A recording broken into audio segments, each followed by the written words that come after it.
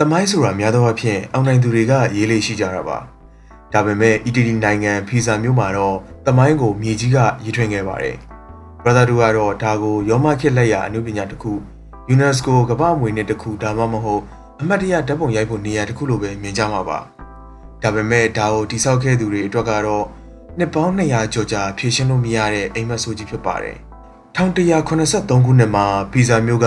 ပင်လယ်ရေကြောင်းမှာအလွန်အင်အားကြီးတဲ့အချိန်ဖြစ်ပြီးသူတို့ရဲ့ဂုဏ်သိက္ခာကိုပြသဖို့ခေါင်းလုံးမျှော်စင်ကြီးတစ်ခုစောက်ဖို့ဆုံးဖြတ်ခဲ့ကြပါတယ်။ဒါပေမဲ့ပြဿနာတစ်ခုရှိနေခဲ့ပါတယ်။ပီဇာဆိုတဲ့နာမည်ကဂရိဘာသာစကားအရနုံထူတတ်တဲ့မြေလို့အဓိပ္ပာယ်ရပါတယ်။သူတို့ကတန်ချိန်14000လေးတဲ့စကြင်ကြောက်မျှော်စင်ကြီးကို3မီတာလောက်ပဲနှက်တဲ့အုတ်မြစ်တွေပေါ်မှာပျော့ပြောင်းတဲ့ရွှွန်စည်းနဲ့သဲမြေတွေပေါ်မှာတိဆောက်ခဲ့ကြတာပါ။တတိယတက်ကိုရောက်လာတဲ့အခါမှာတော့မျှော်စင်ကြီးကတောင်ဘက်ကိုစောင်းပြီးကျုံဝင်လာပါတော့တယ်။ဒါပေမဲ့အံ့ဩစရာကောင်းတဲ့အလှည့်ပြောင်းတစ်ခုကဖြစ်လာပါတော့တယ်